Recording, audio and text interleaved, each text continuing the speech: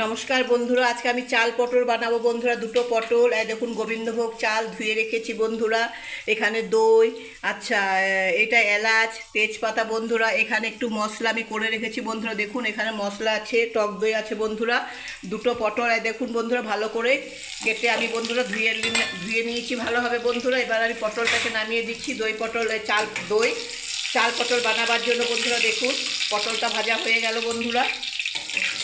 দুটো পটল দিয়েছি আমি, এই দেখুন পটলটাকে কেটে রাখলাম, ভেজে দিলাম বন্ধুরা। তেজপাতা দিয়ে দিলাম, দুটো এলাচ দিয়ে দিলাম বন্ধুরা দেখুন। আচ্ছা কিশমিশ দিয়ে দিলাম বন্ধুরা। এবার আমি বন্ধুরা যে মশলাটা বানিয়েছি সেটা দিয়ে দিলাম বন্ধুরা দেখুন।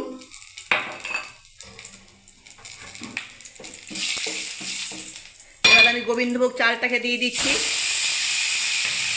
ভালোভাবে নেড়ে দিচ্ছি বন্ধুরা দেখুন।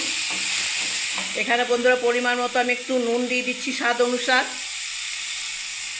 আচ্ছা হলুদ দিয়ে দিচ্ছি বন্ধুরা দেখুন।